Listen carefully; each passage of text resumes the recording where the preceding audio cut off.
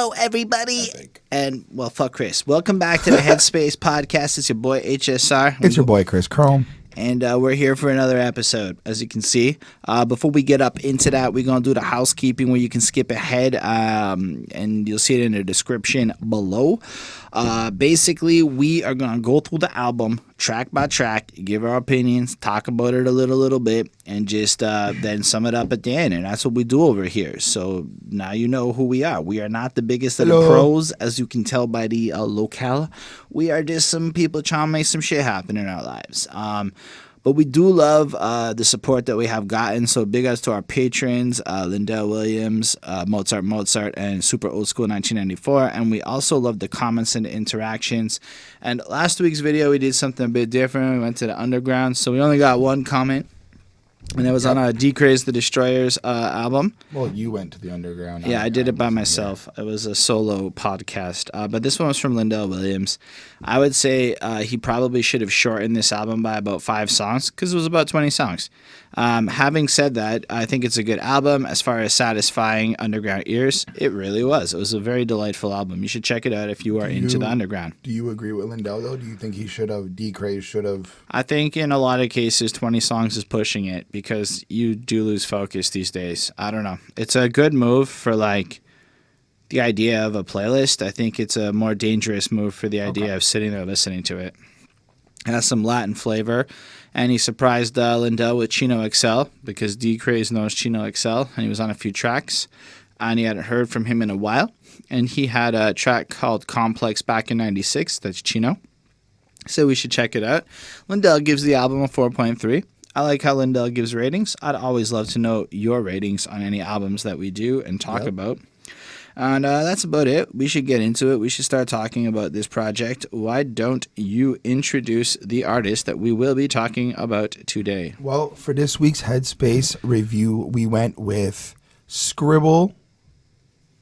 I forgot. And it's called Skinwalker. Yes, I completely blanked on that. My apologies. That's rude, Chris. I know. Skribble's going to watch this, and he's going to know. I know, and I'm going to feel like an asshole. But yes, we are doing Skribbal's Skinwalker. And why we are doing this? Because Skribbal also reached out to me on Facebook. And so I put on the Mac Miller album, and very quickly it sounded something like 13 of the exact same song in this dreary, modern pop-ish sound I wasn't really down for. I thought he was cooler than that, to be honest, but I guess whatever, that's the sound he wants. It's not like bad. I just felt like it would be a boring review. All I got from that, I mean, I played through the album. All I got from it was he's going through shit. I tried Travis Scott for about 36 seconds, and then I turned it off because I knew. And then I tried it again later where I played 10 seconds of different songs, and I couldn't tell them apart if I wanted to. That album is not for me. Like 4 tracks. And then we got back to Skribbal, and just from the opening words, I'm like, this is fucking better than the other two, in my opinion. And I don't know. Apparently, YG's album came out too. I didn't even hear it, so that is another potential one, but I kind of like... Denzel Curry also dropped an album too. I'm excited for that. I'm glossing over that. I kind of like the idea, though, of actually reviewing some more underground shit. You know, it's just different. And honestly, if the artist, you want to reach out to me and you want me to review your stuff, or us, or the team, that can happen. That's what I'm trying to say. And I think it's pretty fucking cool. Because like the album was enjoyable, so here we are. It wasn't just like some shit that, you know, like it was a nice experience. Anyway, that's just kind of my brief intro summary. But like that was my like feelings when I first heard it. I was like, okay, this is definitely something that is in the contenders for if we have this slow ass summer of not having any releases since Kanye. No, like for real, go look at the music schedules of like big releases since Kanye, and like there's not much.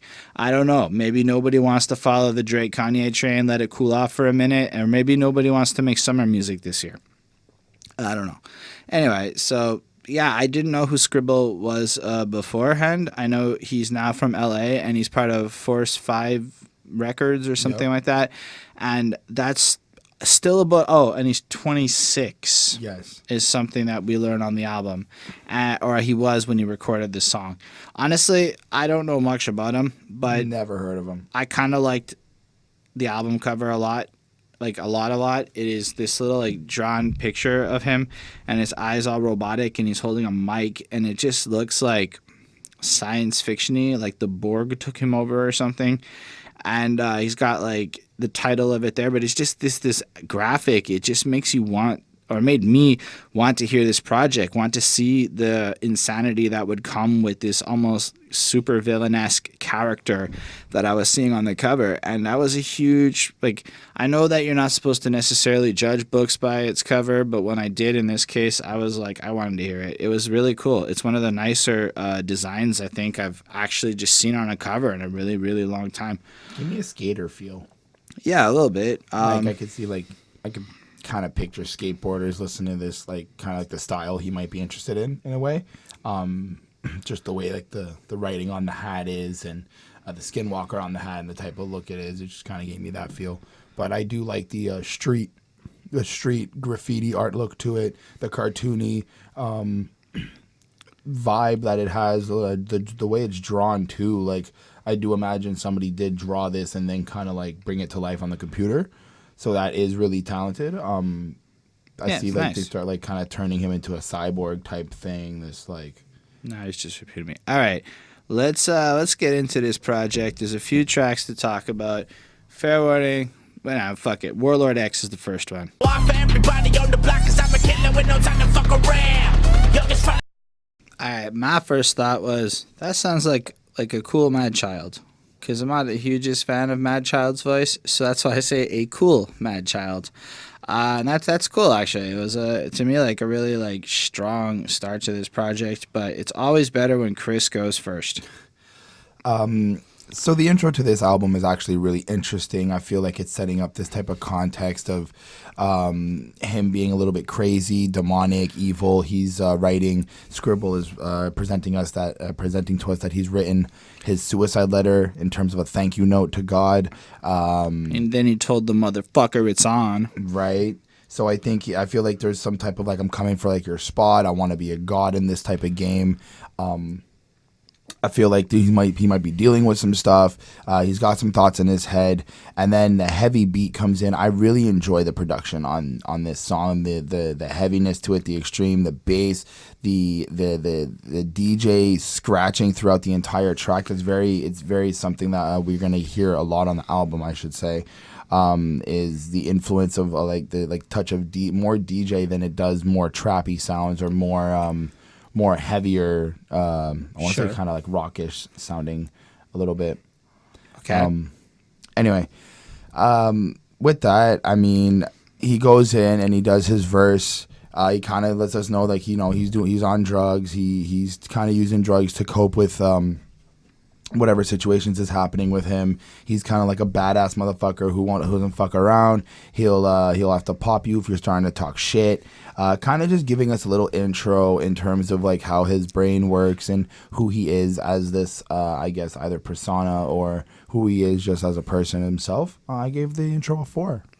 Yeah, so it comes in like it's super fucking strong. He's just like, I wrote my suicide letter when a thank you card, sent it to God, told a motherfucker it's on. And you're just like, that's a start to a fucking project, right? Like, it's like he declares war on God. Like, that's how I took that, right? Like, right. And maybe it's like to take on the industry, but I think it was just to like, that was like, okay, that's like the biggest, most powerful thing out there. Skribbal's not afraid. He's fucking coming in for it.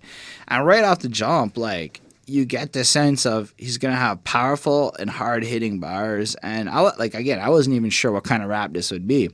It turns out it's that extreme type of shit, you know?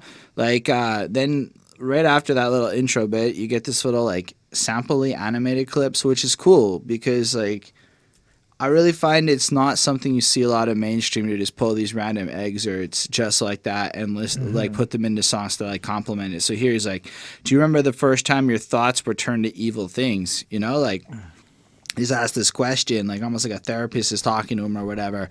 And now we're going to get some fucking bars. And he goes, somebody better call a doctor because I'm off my fucking, and I had to like transcribe these myself. So if I fuck shit up, My bad. I'm off my rocker. I've been shaking in a corner, getting high and drinking vodka. Pass the motherfucking rocker till you papa. I'm a chopper. Little off for everybody on the block. Cause I'm a killer with no time to fuck around. Youngest from the town that try to buck him down with the AK. Bitch, I'm from the town where the things spray. Motherfuckers running away, trying to escape fate. See you running in my hindsight, fuck a drive-by, walk up with a Glock cocked, take your life right quick, blow your top off like this, pop, pop, bitch, that's what you get for talking shit. So I just kind of wrote down that big old chunk and quoted it just because I felt it would be like a really good showcasing of the way he writes in his style, right? One of the things I noticed is he's not afraid to like overuse words in a sense where like he keeps this cadence. It almost feels like the cadence is the most important thing first, right? And then the intensity. And it's almost like, I don't know if it's so much he does it on this track, but I just find that like the way he rhymes and stuff, it's more about just punching you almost than it is about being maybe like using the most complicated, insane language. Nah, it's more to like come in with the hardest hitting shit, you know? I can't say like it's overly deep or anything in a sense, but it has this raw expressiveness where you can just picture him in this little corner, anxious, fucking trying to cope with a situation, ready to really like in the roughest of environments where he's been trained to cope, where like guns go off and all sorts of other crap and whatnot. And in his case, it's like to be the most ferocious rhymer is like the solution to these problems. So he comes in and he just fucking lays it on the mic. And like the thing is, man, is he keeps like this really constant on beat fucking almost. Like, it's not like the fastest flow, but it's like a fast, it's like a high pace, constant, like almost like it's one of those flows where you're kind of like, where does he breathe? Because he's able to just rap through the parts where you're supposed to stop and take a breath. And I thought that was truly commendable. The beat is interesting. It is not my favorite kind of beat. Like, to be fair, just for the sake of all my grades, I'm a lot more into maybe some of the conscious and other kinds of hip hop is more like my favorite and go-to. So coming into this project and hearing this is stuff I'm still learning about and learning how to appreciate better. But I like the intensity. I like the talent behind the rapping and stuff. I am getting used to the extreme subject matter in general. I'm certain 5 or 6 underground albums later, I might be a little more acquainted with understanding it better. But in the meantime, I can tell you that this sounds like a contender. This sounds like really, like, if this came on the radio, I would just assume it was a guy who's already popped off in his way, like, fucking out there and shit. And that's just incredible sounding. Like, it sounds like a proper track. 4 on 5 for real. I can see how if this is like your style of music though, that this easily becomes a higher grade because there's nothing wrong with it. I can't like criticize it so much to say that stylistically it's not my like favorite genre. So now that I've gotten that bulky crap out of the way, you can just keep it in mind as we go through the rest of the review. I really do think it's a great way to start this album. It's short. And I think that might be my biggest criticism, and I would have loved to have seen it flushed out into a full track. But that's okay, because we got a nice-ass fucking song to follow up with this. Let's talk about Skinwalker. Refuse to consume the human race. That's when you can't see past the light beyond your sight. I can see how there could be some booties clapping along to this one as he's on the stage. Snares that are going off. And it's just, it's got that perfect, like... That clap, yeah, you can follow like the that clap. Cadence there, you know. Everybody in the club may be able to like. Yeah, it's nice. It's a really right off the bat, the beats are still intense. It's got kind of got this like creepy kind of horror beat to it, like a piano. I really enjoy the piano sounds on this album. So you get this feel like he's dark, twisted. He's gonna come at you, and he's got some shit to say, but he's also trying to like present to you some other things that he might feel a certain way. Now I like how Skribbal uses the word Skinwalker in terms of portraying himself as something like an alien, as a different creature or a different being from a different planet, outer space. There's a lot of space references. For example, searching for Stargate is something I caught up. Man, that was like the best. Stargate SG-1 may be my favorite television show in history. Atlantis is fantastic, and I just watched Universe again. It's pretty good. Okay, back to you, Chris. Another line was actually, and this is something I really liked, was Public Enemy number 1 on the run, a glitch in the Matrix, microchip on my tongue. That's what the lyrics are. But I just found that to be really interesting. It's because the Matrix is a bunch of computer coding in I a simulation. So he's saying that the microchip on his tongue allows him to tap into that simulation and have that whatever. Like he's like a bridge or a connector to the knowledge set. I'm just kind of running on some ideas here. A little bit, yeah. I think he's calling himself Neo. I might be wrong. I hope you watch this, and you feel free to comment along. But I really enjoy the how he stick to the space theme in this and relating to like how he's different. He's dropping bars that he claiming he's better rapper. He's dope at this. You can't fuck with him. You can't fuck with him and his crew.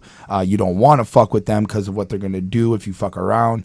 I found the hook to be very dope and very captivating. You ain't wanna fuck with us, right? Skinwalker. And the way that Skinwalker is said too is still like Skinwalker, like with like scratched again, more of that DJ feel, like somebody's there spinning the turntables while he's spitting, and like they got this certain vibe to it. It was great. There was some parts where I felt like the instrumental kind of overtook the vocals, kind of like you kind of dip in terms of the sound of the vocals, and then I kind of lose the lyrics a little bit. But overall, I thought it was really great. I like when he went, "Death is a blessing, your world is gonna fall." I feel like he's trying to portray this thing of like I'm not part of this world. I don't associate with this type of like what I see around me. That like I rather deal with like gods and have to die and deal with that type of stuff. I thought that in the context, and I might be wrong, but I actually don't know if I wrote it. I'll find that out soon. But I felt that I was more like, after dealing with me, death is going to be a blessing because I'm going to fuck you up so hard. Because that's more of the context, like within the bigger picture. Right. But it's always fun to see how the individual lines can evoke ulterior motives. Definitely. I landed the track at a 4.8. I thought it was fucking great. Yeah, I had a feeling Chris was really going to like this project from the start. I do like this beat. I feel like it's a good take on modern music, but adding like an edge to it. And I feel like one of the biggest problems the underground always seems to have is their like pure hatred of what sounds good in pop music. Like, oh, it sounds good and it's pop, I can't do it. And I feel like Skribbal here just said, fuck that, I'm going to take it and make it mine. Right. Because like that beat surprises me with the lyrics that he lays on top of it, but it's a good way to like reappropriate a sound and do something completely different with it. But like honestly, right off the jump, it's shit like dead man walking, literally came up from the bottom, Martian, dwelling in the center of the Earth military department, living hidden in a hollowed out carcass. The moon is a hollowed out spacecraft. So that's a good example of like where, and I might be wrong, he might have said some different shit, but I heard hollowed out there like twice in a row. But like, it doesn't bother me the way like a lazy rap song that might use the same like rhyme scheme over and over, because I feel like he's just almost expanding on the ideas and creating like bridges between it, and it's done in a way where with his flow and his cadence and his speed, it just, you know, that he could have used unique words, but this was actually just the better artistic choice. But I feel like there's a certain type of passion to that as well, like wanting to, like knowing you can do certain stuff, but wanting to just be real about, like raw about it. Yeah, and here you have him kind of like you said, he's a little bit like of a fucked up Martian outcast type. He's you know, using a lot of imagery here. So the moon is a hollowed out spacecraft used to consume the human race. That's why you can't see past the light beyond your sight. Trapped in a maze, they raise the blind, follow the beast, is released upon the weak. Fucking creative. And you're like, I like how it's kind of tying into stuff like really the world is kind of not noticing some real shit, or they're distracted by kind of shallower ideas, and maybe the lunar landing was kind of being something he's referencing there. I'm not 100% certain, right? Because if you believe in the lunar landing, the conspiracy theorists are not really pleased with you. I don't know why anyone would fake that shit. I don't personally know. I've looked into a lot of stuff. I would just rather believe that space travel's coming. Wasn't there like a race to the moon between the States and Russia? Yeah, but like and to if, fake the States it, couldn't but like fake... the whole idea of like people in the 60s having the foresight to fake some shit that like, I don't know, it just seems, I mean, I know they did, but that seems like a little bit like above and beyond the ability of shit to fake is all I'm trying. Anyway, that's not really what's here. But feel free to correct me if you believe I'm wrong. I am happy to hear what you think on that. I've had people look at me like I'm stupid for saying I'm okay with believing that NASA is not evil. whoops, sorry. But in my future, the International Space Station is one of the greatest things towards the future and allowing us to get to Gene Roddenberry's great future of space travel and exploration. That's what I want to see us achieve because it'll solve so many problems of overpopulation and plastic in the ocean and crap.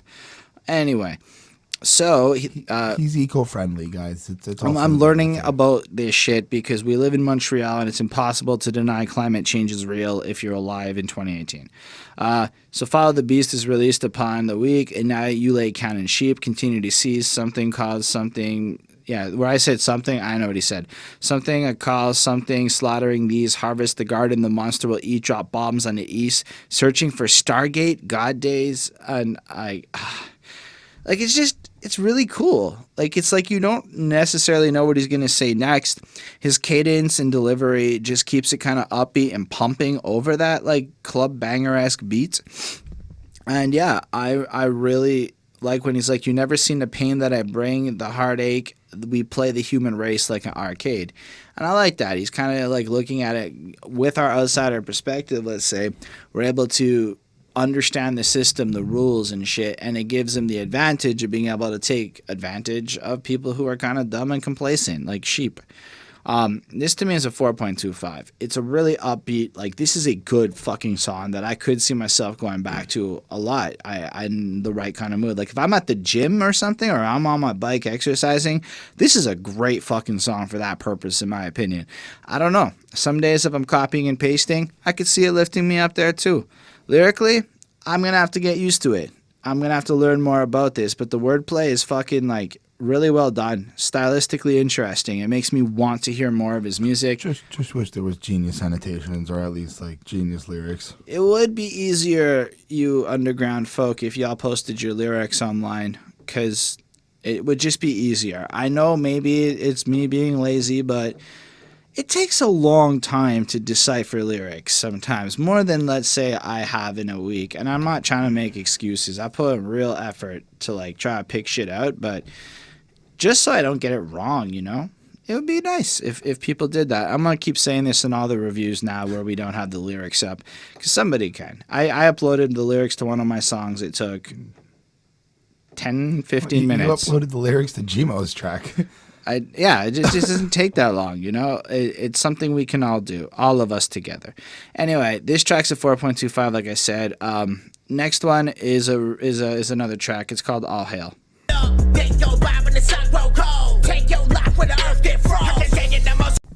This one starts off with, like, this just, like, quote. I don't know what it sampled, but it's, we're going to a place where all nightmares come true or whatever. And it just kind of has, like, again, this context setting where it kind of reminds me a bit like we're just going through another guy's filth factory. Personally, it reminds me a little bit about, like, the way I saw it was like a little bit of Wu-Tang, how they use, like, the Chinese movies there. And just the way that they spoke, just like how they narrated it a little bit. I kind of got that feel. And then there was some sounds like comic book feel sounds, like if you're watching like the old cartoon Spider-Man or shit like that type of noises. I got like that MF Doom inspired type feel too. Like right off the bat, I really feel like Skribbal has gone and done like maybe something like we've done and went back and like looked at other. I just think that the guy grew up with the music and appreciated it. Well, that too. You know, he grew up and he got influenced. So I really like that right off the bat. I just want to say. Well, I mean, it's just the sample use is effective to take you to a place, right? Right. And in a sense, I feel like this album is a lot like going through his mind and just kind of getting a sense of his emotional expression. And I like the do do do do kind of sound of the beat. It still has like that modern feel where, like, because again, it's not just like heavily reliant on like samples. It's not sounding like it's trying to recapture the glory days of 2002 or something. It just sounds like a fresh fucking beat, and Skribbal comes in and does exactly the same kind of flow on it. Not exactly the same kind of flow, saying it's exactly the same, but like Scribbal's got his style, and it's this high-paced, cadenced, lyrical shit, and he comes in and does it again. Like, but I feel this is more like. No, it starts off though. I would like to just point this out. Spit in the bars from Andromeda. A. Can't find. I just wanted to replace it with an A. It's an A flow, the first two lines. Fair enough. Can't find the stars on phenomenal. A. Until you, he has like a It's different like a sound. quick Migos type triplet flow. I mean, just the, yeah. And then it is kind of a trappy flow, but he still has that energy, that high paced shit that he's brought to the other. Of course. And then until you commenters bombing your pen and we topple your dropping you cause independent we toxic, we sit in that waste that they got spewing and fucking shit up. Get your vibe in the sun, grow cold, take your life when the earth get froze, taking the most while we're shaking shit up like a giant. We vile spit in that vial kind of stuff. Right. And he's still got the consistency with the extremeness and the creative, reaching out to different elements to give you this vivid image of how he wants to express his brain or. Well, I how just he feel feels. like it's a game. Like he sees that there are sounds that are fucking good, and Right. he's got his style, and he's just blending that shit. I mean, I felt it was fun to throw in the A flow, but really, it is an excellent use. It's wow, there's some dope ass rapping happening for once with this, and it's not just sit in my Benz in my truck, hey, smoking my blunt. It's not just boring like that, right? Absolutely. It's got this I mean, literally, the first lines reference a fucking sci-fi show. I like Andromeda. It's pretty good. And then Can't Find the Stars on Phenomenal. It's a good play. It's not regular. It makes me want to hang out with the guy and fucking watch science fiction shit. I'm just throwing it out there. I like how when he says "all hail," I kind of because I played this album differently on a big speaker in my ears, all different type of things. And some points I heard sometimes "aw hell," so kind of mocking somebody who's oh fuck, now they're here, we're about to get beat down, we're about to get slaughtered, they're about to top us and away. So it kind of sounds like the way he uses the tones and the way he plays with the music, or maybe the producer plays with the music, it just it really gives you this other side. Yeah, I mean, I gave this a 4 because it's really well done. I don't have any more bars to quote because I find that from a commentary perspective, it's very similar sounding content for a lot of these tracks. And I don't say that in a negative way. It's kind of every song is a boxing match. Mm-hmm. And he's coming in and ready to go. Punching you in the face. Ready, making sure you go down. And you feel it. You feel that energy the whole way through. It's really intense and enjoyable. So I give it a 4. It's just, again, not my go-to style. What did you give this one? I gave it a 4. Not only because I didn't feel it had that same type of flair like Skinwalker though. For me, it was I would firstly go to Skinwalker first in terms of maybe All Hail. Listen, the fucking Glock's gonna talk back. I know. She live a motherfucker with the skill to rock, and I got them skills, but you do not talk that shit. This one comes with our first friend, Jaysin the Sin God, who I have not heard of before this moment. So it is my pleasure to have introduced to your voice, Jaysin the Sin God. What did you think of this next one? What's up with the crack pipe? I have questions. Yeah, right. That's how this one starts. I think, look, the way I interpret it is that Skribbal is slinging music dope. His music is super dope, that it's like crack. It's people are addicted to it. And, I just kind of took it another extreme thing, right? Because he's guy pulls out his lucky crack pipe, and the next dude's what's that? He's it's my lucky crack pipe. And he's wait, what? He's y'all don't have a lucky crack pipe and shit? It's just kind of this is some extreme shit. Right. And then, I mean, maybe you're correct. It's his music is slanging like drugs. But, I mean, yeah, it was pretty, caught you off guard. Interesting way to start the song. Puts you in a certain place, I suppose. I like when he went, I'm going to go get it, ma. I'm going to go get it. Snatch that chain, snatch that watch. It kind of gives you a little bit of insight of he's just trying to chase money. He's going to do everything he can to get out of his bad situation, whether it's a bad decision or whatnot. He's just going to have to do it, right? He's trying to live in the fast lane. And I guess I can respect his ambition and wanting to get up there and make it to the top. I guess we all want to, or some of us. but like for me, the lyrics were still like very consistent in terms of the tracks that we've heard. He's still kind of like giving you a little bit insight of like not to fuck with him. He'll shoot you if you fuck around. And then we get Jaysin the Sin God, and for a moment, like Jaysin sounds a little bit younger than Skribbal. He sounds, and I don't want to come off racist, a little more black and swaggy. Okay. And I hope that didn't come out poorly. That was it was just more like Skribbal has that like certain vibe to it. Right. And he's got that like whatever. And then this kind of sounded more like, I guess, I don't know how else to say it without putting a foot in my mouth. So I'm going to stop talking here and let Chris keep going. I liked when Jaysin said, I don't look for nobody. I just stack a couple stacks. And I'm just like, I can respect that. He's just chasing his money. And that leads me to believe like, they're kind of, and still Jaysin kind of gives me this feel like he's not fucking around. Like he'll have to body you if he has to body you. But like at the end of the day, Jaysin and Skribbal just want to go after their cash. And that's kind of what I got from this track. I left this at a 4. It was good. Jaysin stood up to Skribbal in my opinion. I feel like they both but they're like stylistically different. They're stylistically different, yes, but I feel like they complement each other in terms of the track in a very good way. But again, I'm still like the amount of DJ scratches we got, the amount of like just different hip hop influences we got on Skinwalker is still sticking with me so far that I'm just like, damn, damn, I left it with a 4 out of 5. Yeah, I mean, it's really a strong song. Like, again, like, Skribbal comes in, like, fuck around and get shot. Motherfuckers run their mouth and get popped. I ain't got no time to fuck with that, man. Run your shit, you might get got. Snatch that chain, snatch that watch. Aim that AK, let that off. And you just got a game, but, like, this high energy. But he keeps his flow different. I know I kind of implied a little bit like he sounds the same, but, like, what I meant was, like, his intensity. His flow and his rhythm patterns. He's able to, like, come at each beat with, like, this unique cadence that makes you still kind of want to bop every single fucking time. Right.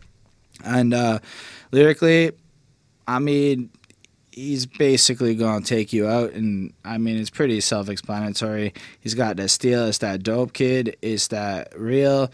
Fuck your bitch. She don't want your ass. That's why she's coming to you for the cash. Then she coming right back to my lap. That's funny. So he's going after your girlfriend. And for the first time in rap history, I've heard a pragmatic argument in defense of this, in the true spirit of pimping, I guess. He is... She goes to you for cash and then goes back to him for dick. And I'm like, oh shit, eh? That's kind of smart. He doesn't have to worry about paying for stuff. He just gets all the fun stuff. He gives her some cocaine and then she lets him smash. Like, he never finds a pussy that attractive and enjoyable for him, and he likes the way that she bounces up and down on his dick. So she likes the motherfucker with the skills to rock, and he got them skills, but buddy, you do not. And I really just felt like, I mean, I've never really been the biggest fan of I'm gonna fuck your girl lines, but if you're gonna do it in a way that gives me something to talk about and actually kind of makes me chuckle and go, he's got a point here a little bit, just like there's a value there. Right. I can say that Skribbal has created a higher value proposition for fucking the next man's girl than most mainstream rappers have. So that's pretty cool. Thank you, Skribbal. And then I really do like Jaysin, man. He has this like swag to it. Like I said, he comes in and like, I know I brought up skin color and made myself look stupid. Sorry. I'm the boss. You can't talk like that. I don't say much outside these words. Not a man of many words, but my Glock talk back. And I fucking love that. You just picture him sitting in the corner kind of quiet. He knows he talks. He acknowledges he's a fucking rapper. He uses his words. But outside of that situation, you just picture him dark, watching, paying attention, silent. And when the time comes, somebody wants to talk some shit, he'll take you out because he knows what's good. He don't look for nobody, just toss a couple of stacks to the homies, then they find where your grandma at, put some holes in her head like the top of a hat. I think he says, militia, mob boss, I get your ass whacked for the price of a nice. Oh, that's some new Air Max. Sent down, Force 5, we taking lives. I know some junkies that'll dead you if we get them high. What I really loved about his verse is this realistic fucking ruthlessness to it. Like, this is not the Jay-Z, I got stacks, I'll hire assassins. This is like the grimy version. This is the shameless version, like the TV show Shameless. Right. Where like you fucking just pay some meth heads to go do the murder, and they do it for like fucking meth. And you just whatever, like it's that kind of grimy level of shit. But like it's so plausible. Like it makes me feel like the intensity of these guys, like they actually have seen some shit, been around some environments. Absolutely. Because like it comes off not being outside of the means of what you picture. Like he knows some crackheads that'll do some shit. I'm pretty sure if I went out there, I could find myself a crackhead that would do some shit. I never even considered that as a means of taking people out before. So like I really enjoyed that. Anyway.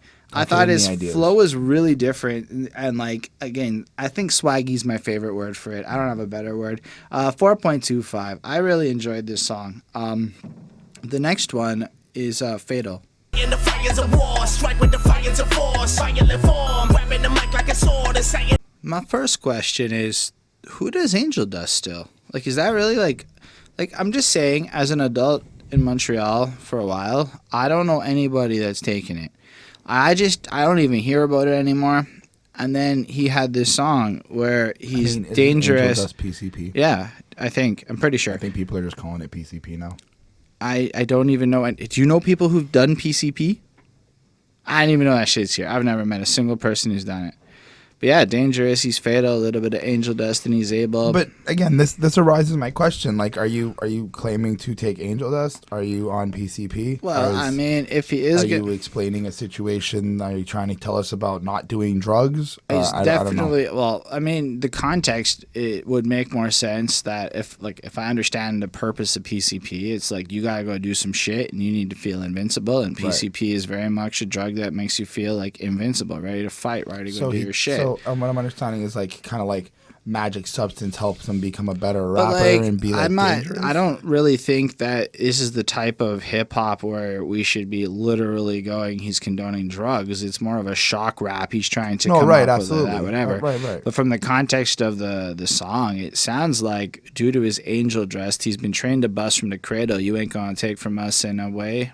I don't know what he said at the end there, but like the idea to me is. He's like dangerous, and you know why he's dangerous? Because he's fucking crazy enough to pop some PCP and roll up in your hood and fucking take you out. You know, like he's kind of painting this character of like I picture like Method Man recording to Cal faded on like PCP type shit. You know, and yeah, it was just I haven't heard anybody talk about it in like ages. So I mean, I'm not judging anyone who does drugs. I was just like. Angel Dust still around? People still do that shit? That was my thoughts on that whole thing.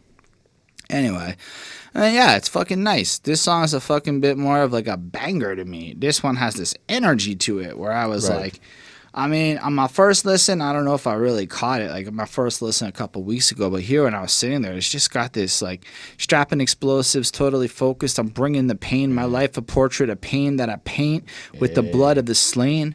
Trigger is out of brain, pulling and rolling them up in a trunk because I loosen and I'll bring in the dead body funk. I'm like, in that like little bit there, you get the idea that he's using these tracks almost as a canvas to evacuate or get rid of the pain and the shit that's bottled up inside of the negative emotions. Venting and releasing the anger he holds inside. He comes in with that murderous energy, that dead body funk. So when you hear his rhymes, expect some psychotic shit almost like. And I kind of understand that. You know, with the flow, I can wrap the whole world in my palm and crush it to dust with the clutch of my bars. And that's an interesting series of lines. So he's using his music to ensnare, to almost take the world by force and literally destroy it through the power of the pen and the mighty word. There we go. I really enjoyed that. Like I'm letting the fires of war strike with the fires of force, violent form, grabbing the mic like a sword and setting the something bodies, all the floor, draining the blood from the corpse. And I dug it. And then like the second verse even comes in really strong, like Book of the Dead coming to light through the mic when it's red. So again, like he's trying to lyrically embody these emotions in a certain kind of like energy, even if it comes off in a certain way. That's kind of the point, you know. It's how this art is created and expressed, you know. The lives of the people compared to this shit. When I spread it, the virus is spread.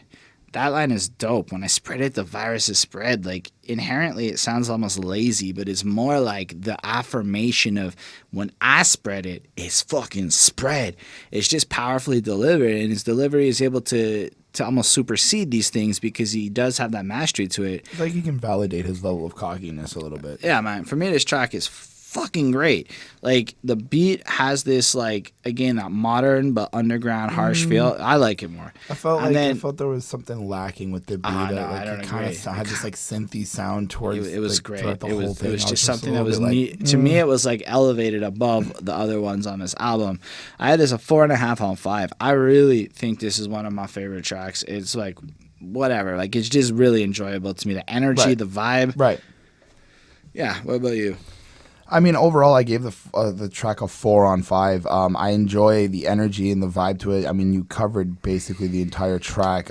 It's very consistent with what we've been getting, and I like how he's kind of just also validating why he's so dangerous. Like he's kind of giving this, like, again, like we've said, this kind of perception of I'm doing this because of like certain reasons, and I have like my secret weapons that allow me to be like this super villainy extreme type of guy.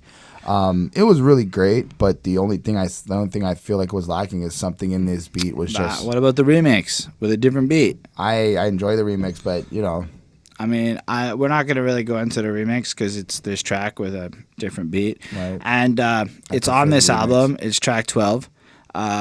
So we we don't do the remix. There's not anything to add really except that the beat's not. I think it's a good I song prefer the choice. remix beat. But Just gonna say. It's a good song choice for a remix considering what's on this project because from a length perspective, this one's a little fuller. Some of them are shorter tracks. They're like 2.5, 3 minutes. Right. Like, maybe like one or there's two. I don't actually know the exact amounts, but this The isn't intro like. was the only one that's like under 2 minutes. But like they're not necessarily 4 or 5 minute songs, you know. Right. There's a couple that hit 4 minutes as opposed to the majority of them being that. So this one is definitely it just feels like fuller and more complete to me, and I do like that. And the next one is Knock Your Teeth In. So knock your teeth in. Kids, but I had this at the fridge. They the stain of this rap shit. Bitch, I want revenge. I salivate. Christopher, do you know who the Heartbreak Kid is? No, I don't. You don't know who the Heartbreak Kid Shawn Michaels is? No. Do you know what a Sweet Chin Music is? Hmm. This is disappointing. Look, just be disappointed. I gave the song a 3.5. I didn't really think it was that good. It was consistent in terms of the lyrics. It was the message, he's gonna knock your teeth in. What I got was like, you'll knock your teeth in if you fuck around, if Have you you talk seen bad about Shawn him. Michaels deliver the Sweet Chin Music to Chucky an opponent? Chuck is who you're talking about? Yeah, it was great. Okay. I hit him with the Chucky Chuck. drop kick, Sweet Chin to the music. I kind of felt like Chucky Chuck sounded like a little bit of ODB at one point, in terms of like one of the ways he sings on Raw. I like that, but overall the beat wasn't interesting to me. It did not captivate me. It annoyed me. It wasn't a song that I'm gonna go back to, but I do acknowledge and I can respect like the lyricism and the presentation of how they did it. It's just I'm not vibing with this track. 3.5. Well, it starts off with Homer's "Here's Johnny" from the Simpsons classic Treehouse of Horror episode where they rip off the shiny. Then, what evil science was practiced in this laboratory of nightmares? And just picture this evil scientist type motherfucker. And then, in my head, we cut over and we got cartoon Skribbal. And he's like, tell your mama I'm calling her collect from something jail because I'm a total fucking wreck. Charged with arson for spitting fire on the set. That's cool. I didn't even picture that. Like, his bars are so fire that he can't even do it because he torches the building, gets arrested for arson because he's deliberately setting these fires with his fire bars that he's choosing to use. And I fucking like that start. I don't know. There's something about just his flow that is a little bit intoxicating to me, It's the great demonic Martian starving for your flesh, carving your chest with a rusty razor blade and puffing anything to take the pain away. And you just get this sense of aggression and desperation and anxiety, and like he just has this escapist, but like it's almost like he's a beast that's been cornered and he's just lashing out, I really like it. I like the energy. Grab the microphone and spit over an 808. Whatever the fuck is playing's great. I came to slay the stage, okay? And I'm just like, fair enough, eh? Like, you just picture him. Fuck that. Get it on stage. Oh, disco? Fuck that. I'm here to slay the stage. And he's just going to rap on whatever the hell he's hearing right there. And it's cool. And I love that mentality because I feel like. Went to disco. Well, if disco came on and you a proper MC, that should not be a problem. Absolutely. If death metal comes on and you a proper MC, that should not be a problem. And I think if you an MC and you need a particular type of beat to rap on, that's a problem. That's all I'm going to leave it at because I just don't see how you can be a true MC. Or the guys who say they're the fucking best rapper on the verse but can't spit on something unless it's like that type of beat. You're probably not at that point. Wasn't there one of the Lils who wanted to change it? I don't know. There was a video of one of the Lils. I don't know. It was Uzi. But like, I don't know. I don't know the speculative Lils that you're throwing here at me. But either way, he's coming through. I like when he's like, I'm living proof of what an MC can do in these games because he is pushing the extremities, but in almost a classy, approachable way. So I see what you're talking about. Or I really like when he does the crazy rhyming with the violent Leviathan. I rise up from the sea, striking down your island of righteousness and peace. So pretentious is like the next line. So pretentious little bitches thinking y'all can fuck with me. It's over. And then he goes in.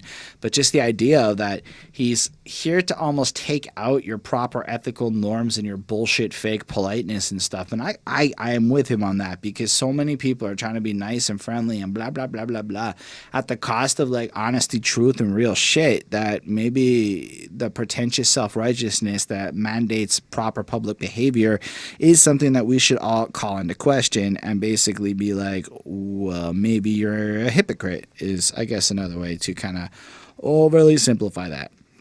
Then Chucky comes in, Mr. Chucky Chuck, and I love this Sweet Chin music line. So Shawn Michaels is a wrestler, and his finisher move was like this fucking high kick right to a dude's face that would knock him in the fuck. It's beautiful. Make sure you watch some Sweet Chin musics tonight. And then knock out every tooth and have him looking like a tulip. You're too late. You need to sit your ass down, take a seat, and look around. A savage in the underground. You know, he's kind of pointing out, oh, these guys and Zannies, whatever, fucking your mainstream kind of sound, the way that they really are. And you got to wonder it. How could somebody that zonked out on fucking drugs who can barely sound up straight win a fight in this savage underground? It's just not something that's very feasible or plausible. Like, that's something that's always been weird. I may have taken Molly in my life. It was not going to be easy to be a fucking person on Molly's is all I'm trying to say. I'm not saying you can't do it, Mr. Drug-using rapper person. Not to be condescending. I've done some shit. But, like, you're just not as capable as guy who's probably more savage and ruthless if you're completely zonked out on shit, you know? If you're too lit, as you put it. I like the energy on this one. This one's a 4.25. Oh, I love the hiding behind your computer screen. It ain't that hard to find you. Then a little pause, a little cut. Boom, I'm right there at your front door. That's fucking cool. Like, because you got to imagine all the haters and the naysayers and shit. Right. Like, here's what's funny. We once had this hater called Speak On It, and he used to talk a bunch of shit, which he since deleted off the channel, so I can't go back and show you the shit he once talked. He left all those nice comments, and in some cases, I now look like the asshole. That's the kind of guy he is. But at one point, he called himself black. But when I and several others, because somebody else had commented on, went to his channel, it's like he's a white guy listening to Tupac in the one video. And then people called him on it. And then I imagine he kind of, you know, stopped being so full of proclamations. But it's really not that hard to fact check people on the internet is, I guess, the point of that. But that was a fun anecdote. If you want to... So if you're going to come in with opinions, I mean, honestly, it's probably not that expensive to pay a hacker to break into your whole life online at this point. I'm just throwing it out there. And these guys sound like they have that kind of money if they got the crackhead army. Anyway, I'm so over here from where I wanted to be at this point. So fuck it. 4.25 for this track.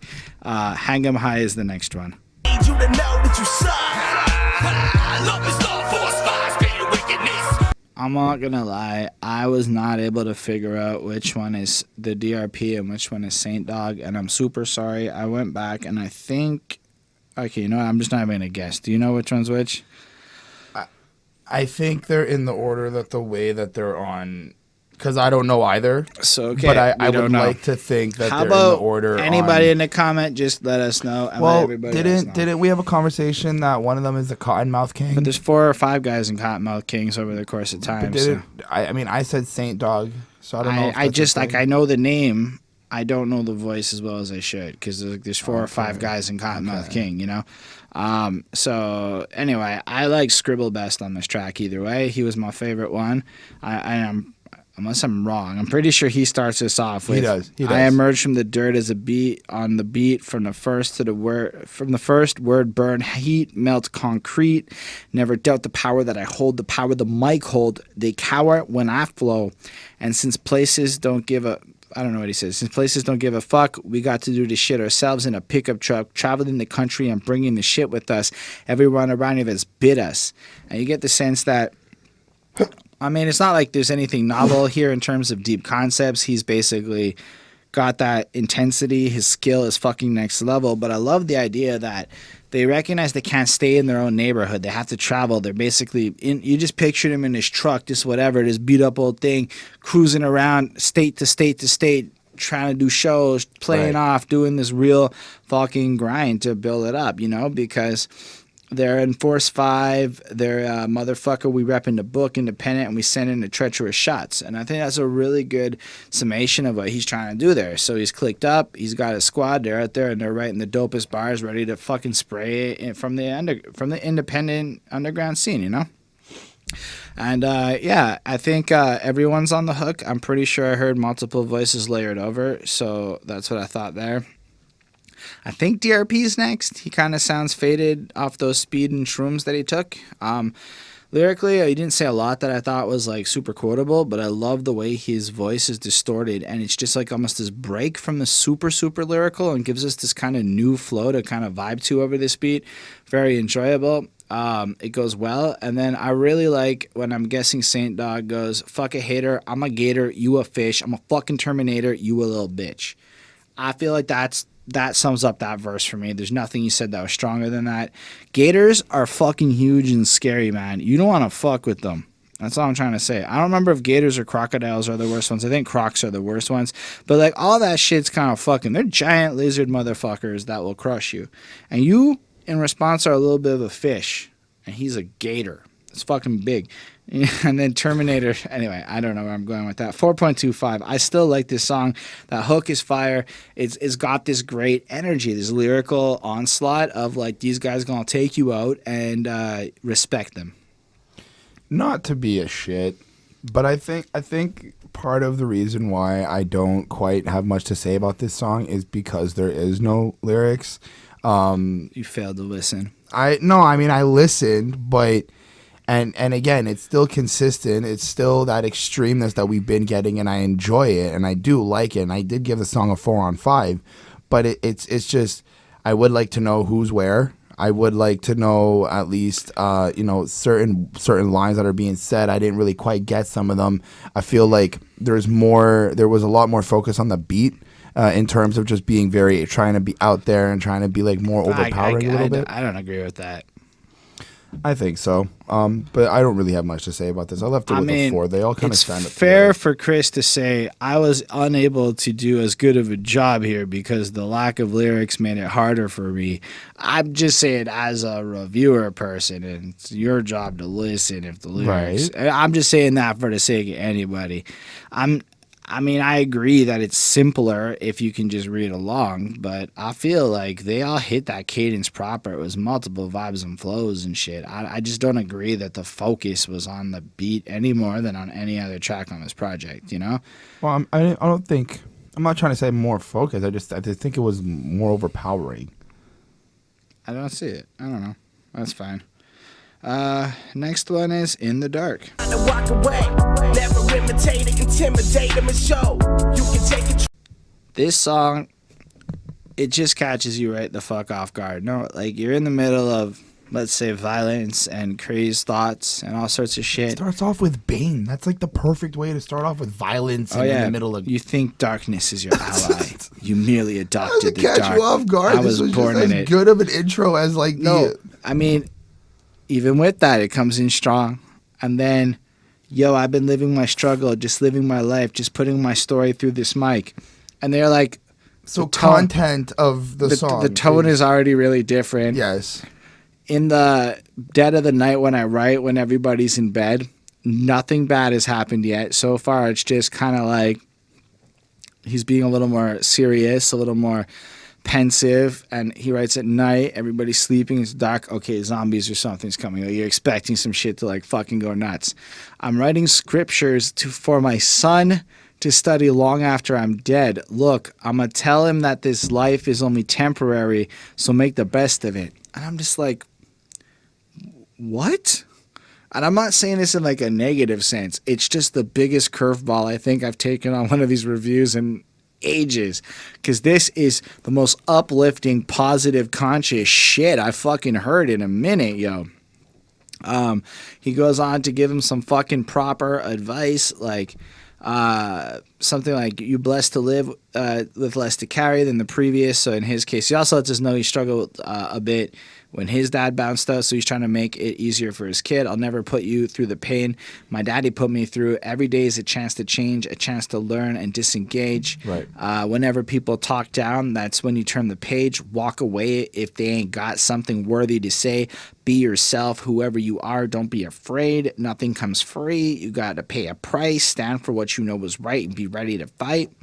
And I'm just sitting here like, so he's basically taking all of the wisdom and all of the intelligence and all of he's doing, and he's writing this like insightful poem to his fucking like kid. And I'm just... But he's also dropping some like wisdom for, I guess, the listeners as well, in terms of like, you know, pushing through the struggle. And... You're absolutely correct. That doesn't change the fact that this is such a curveball on this album. No, absolutely. I mean, like, hate in my heart, but I'm learning to forgive. And will I ever get my shit straight? In a race, I'll be scars. Were two other lines that really just stood out to me. Like, and these are really this is the relatable song things. We also find out that he's 26 in. Yeah, and I mean, like, to me, this was just like, he sounds really compassionate. Like, it sounds like this is some sensitive, the real him behind the character type shit. It was the first song where I felt like this was the guy. This was the actual person. This wasn't the character or persona. Right, like, it felt more like I could connect to this music. It's definitely my favorite song on the project because it doesn't come off cheap and cheeky. It comes off like this guy's been through some shit. He has his kid now. He's trying to make he doesn't even know if he's going to be around, so he's got to like put some wisdom down and immortalize it. And like, well, I think it's also, well, okay, yeah. I'm like, he's just in general like showing us that he's not just this psycho. He's this really like good dad type. Like, he's really like he can be a better person. Like, he wants to be a better person, and all of this that we're hearing is just through his efforts to be one. This difference in tone as well of his voice, like you can hear it more of like this breaking in his voice, more of like kind of disparity, yeah, as well, instead of like the cocky extremity that we've been getting. Yeah, man, I give this a 4.75. It's really fucking great to me. It is really strong. I gave it a 4.8. I mean, it's really like it really. I would fucking like listen to this whenever I'm feeling blue. Almost, it's so fucking uplifting and shit, which is, I suppose, not words I thought I would be saying on this particular review at this point. But anyway, I mean, I wouldn't really. I don't think I agree with that, because I don't think that a lot of the music we've already heard so far is not. It's not that it's uplifting. Like, I feel it to be uplifting.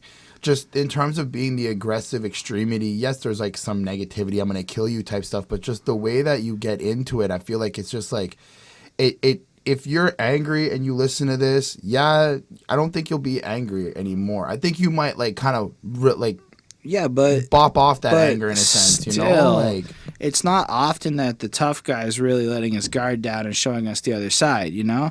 Often, like, it'll just be insanity like this and it doesn't end. Whereas this humanizes Skribbal in a really interesting way. I'm saying on this project, it was surprising that it just showed up here at track 8, like just all of a sudden, out of nowhere, and then doesn't really come back again. It just kind of booped, hi, I'm here, and then just left. This whole, like, I guess, kindness and compassionate shit.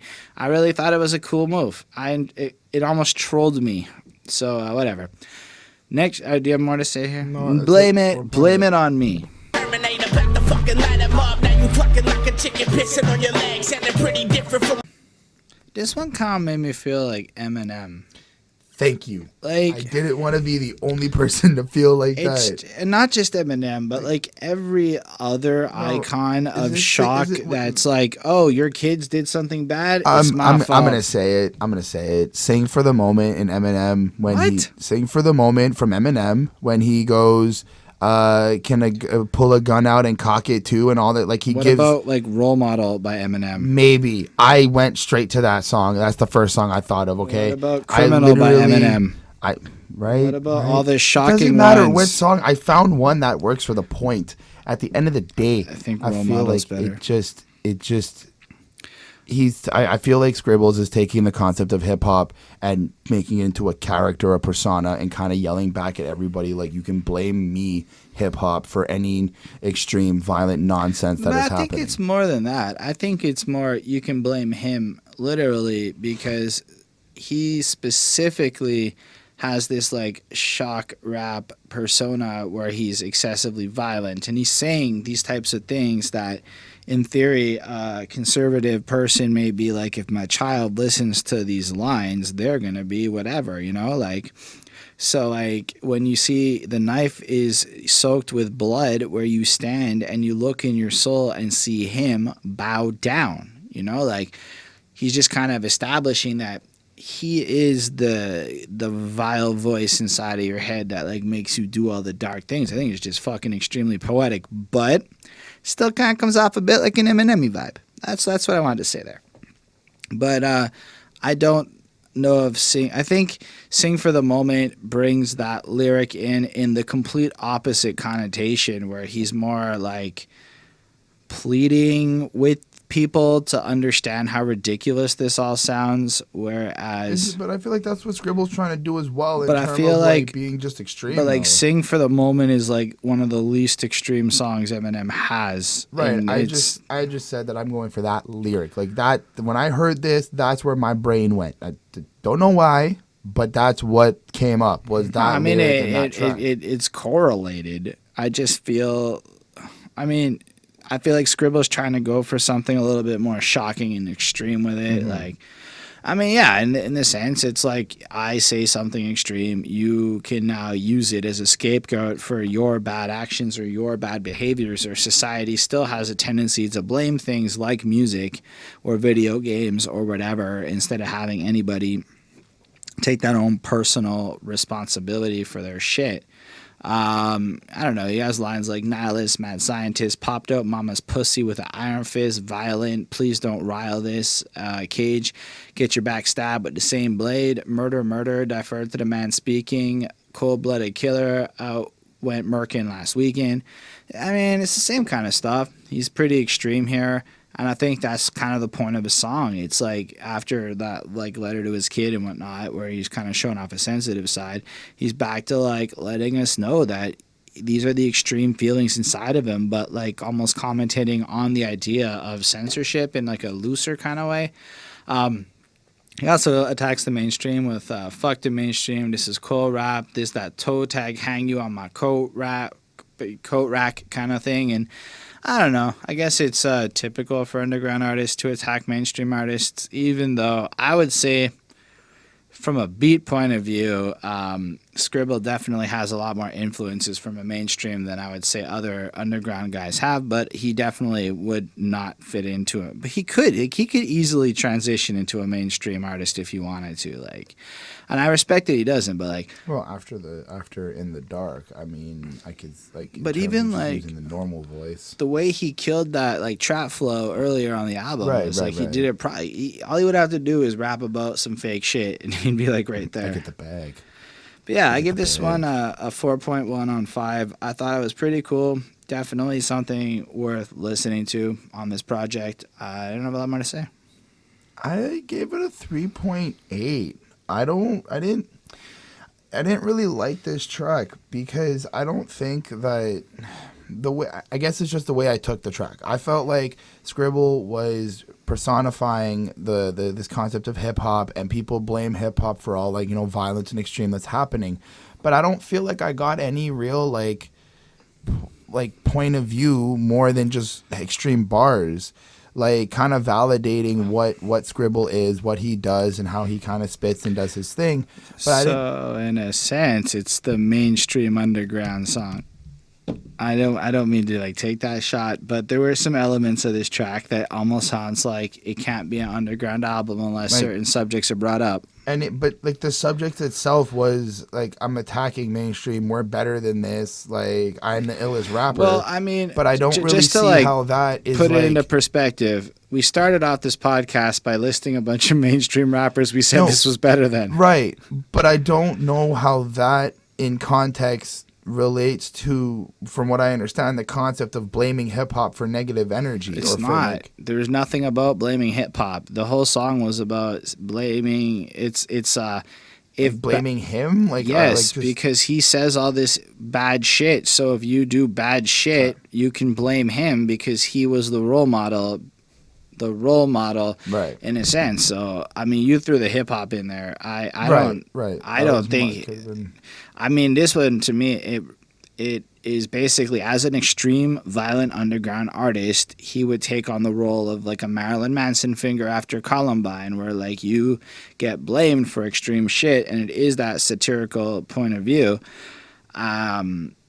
That was it to me. And I'm not trying to like be against this track. I like it. I felt it was kind of nice. It's still got that vibe as the rest of it. I just think certain themes are kind of funny to me when I hear them so often that it almost comes off like a mainstream feeling type thing, you know? That was my point on that. But I get where you're coming from, but I do think that the song makes sense in what he's trying to do. I don't know. 4.1 for me.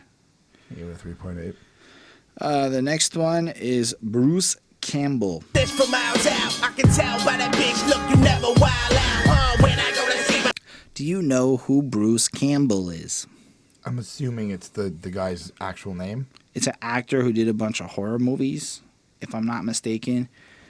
Like, he was in the original Walking Dead in the 70s. He was the first line of this track comes from Army of Darkness. So I think the pun of him being like Bruce Campbell is to imply that he is a classic niche of horror that will come to us and all of these things. I did get a horror feel in terms of the beat and like just the way that we got this like eerie type of piano playing and these like kind of strikes of lightning a little bit. That's fair. This was my least favorite song. The beat was not my favorite. I felt it actually kind of grating. Kind of like I wanted to sit there and put the time in that I'd put on the other songs to get lyrics, but the beat started annoying me and I started to like it less. And I was like, I can't do it. So I didn't try quite as hard on this song. I apologize. And it's a shame because Myers, he fucking sounds nice and I would definitely like to hear more from him. He flowed proper and he sounds really fucking good next to Skribbal. And from Skribbal, I did get this my motherfucking boomstick. Come close, you getting smoked when the ooze hit. I'm on the sniper rapper route from the room shit. Now who's this? Who the fuck you think, stupid? And I kind of dug that part. I like the way he changed his tone to fit that vibe proper. I don't know. I'm giving this a 3.75. I don't want to just go on incessantly. If the beat was a little more on par with what I'd like, I'd give it a higher mark because I feel like the rapping is consistent on this project, and most of my feelings have been influenced by the production and the general feel of it because it does kind of consistently deliver on that horror extreme themes. Anyway, that's what I gotta say about that. I landed the track at a 4. I think they both stand up to each other very well. They're kind of just bringing back this like horror type feel. More some kind of leaving us off on this extreme type tip. I think it's the last feature that's on the album until we get to the closing. I mean, I liked it. It wasn't like something that really stood with me, but it wasn't something it's not something I'm going to skip if it played. That's fair. I don't think I would skip anything on the album as an experience because there isn't anything bad. This one just as a single would be is my least favorite one. Anyway, Don't Doubt Me is the last one we're going to talk about, even if there was that remix after. Wind and straight control, pull the strings and watch me go. No time. Honestly, I like this. I like the energy pickup. It's right. like, I like the rainy, stormy shit at the very beginning of this, adding almost like this cinematic feel to this track. The hook really, really just, it's upbeat, it's pumpy. You can picture like da da da da da da. I like how he's kind of like at the end of. I mean, again, because we're looking at this at the last song, because we're not going to do the remix. But in terms of a project, I like how he's kind of coming at the end, like, yo, don't doubt my skills, don't doubt what I can do, don't like talk shit up on my name or stuff like that. You know, kind of like I've been doing this. I know I'm mastering my craft in a way. Yeah, and like the beat has this really triumphant, upbeat feel. Like it's a really good closer beat for what it is. He's like, yeah, I strike like a python. I circulate the cipher like a cyclone. Regulator. Flip the fucking mic on. Flesh is a paper I used to write rhymes on. Devastator, a walking fucking detonator with enough power to leave a coward on respirator. Same kind of shit that we've been encountering. I'm not going to say that, like, there was a lot here that was new or shocking to me, but I really did enjoy the I like the Feast of the Flesh, like hallelujah, and like kind of gets like chorus and angelic for that line as it like picks in, and I really like shit like that. I think it's really picks it up. This song ultimately is a 4.25 to me. I don't want to go on more because I didn't write down many more lyrics. I feel like it's consistent for this project. It does its job well as the 11th song here, and yeah, what about you? I gave it a 4. All right, so that was that from Chris.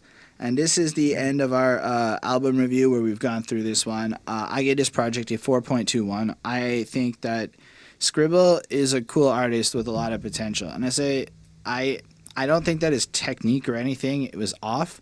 My only issue with this project would be is maybe it would be cool to get more stories out of it, you know?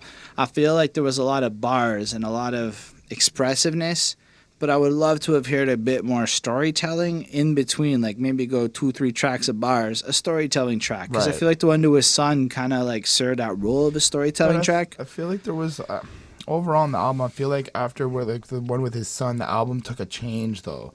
Like there was still this like eerie feel. He did keep the horror theme. He did keep the extreme, but I felt like the in terms of how he kind of presented the rest of the album, I feel like there was a change a little bit. Which is fair, and he may have come off a little more conscious there at the end. I'm not disagreeing with that. I just think that stylistically, it was a lot of like this skill. Right. And I would love to have seen maybe some more storytelling or diversified subject matter, but that's just what I'm into. I prefer to see that level of, I want to think when I'm hearing music. And I know that not everyone is with me on that, because from like his rapping is fire and his beat productions for the most part are excellent and the song structuring is well done and everything sounds legit and professional. And if I was primarily like, I could feel like how like 18-19-year-old me would have fucking been all over this like hotcakes and thinking this was the greatest shit I ever heard, you know? And since then I've grown to like conscious and more philosophical shit more. So I think that if he was to do exactly what he did but rap about Nietzsche, I would fucking be calling it the firest shit I ever heard. And that's not against it Nietzsche, or anything. you mean like niche, like cliche shit? Nietzsche, the philosopher. Oh. Descartes. Or, my bad. You know, we can go through. Or Socrates. Anyway, what do you feel about this? I like the album. Overall, I gave the album a 4. I like the flow. I like the style. I like the double timing. I like the tricky rap. I like the trappy beats that we got. I like the creativity. But I do agree with you. I would want more storytelling than just hard extreme bars. Some type of just it kind of like a little bit of an adventure on a track or something like that. That kind of brings me from one place to another and like A to B. Other than that, I do want to make a point though. I did give the remix of Fatal a 4.2. I do like it better than the original one. I just want to give credit to that song. It is on the album still. But yeah, that's like. I think Skribbal does have potential. I think that he's still, like, in terms of mastering his craft, still progressing, still kind of doing what he has to do. And I'm assuming there's going to be a next album or a next project. And I think he's had 3 in like 3 years according to Spotify. Well, 1.1 for every year. It's 2016, 2017, 2018. So let's see if he pops off one in 2019. And I'm hoping it's going to be even better than this one. I'm certain it will be. Anyway, thanks for reaching out to us, Skribbal. Thank y'all for watching this episode. Definitely don't hesitate to let us know in the comments what you think, how we failed to do our jobs as reviewers, or your criticisms on us. Feel free to review us. That would be cool. Thanks to our patrons, Mozart, Lindell, Williams, Super Old School 1994. You guys are awesome. They support us. They want to see us grow. And if you want to see us grow, you can check us out there for the request raffle. And you get early access and all sorts of fun shit that's probably linked below or something. And then, so if you otherwise, you can hit the subscribe. If you want to see more content, you can like us. If you did, if you don't, you can leave a comment telling us why. And we're going to be launching some snippets channels soon. So it'll be like kind of cuts of the podcast and not so long if you want to just get us in smaller chunks. And thanks for being here with us. You're awesome. Chris is awesome. Skribbal's awesome. Peace.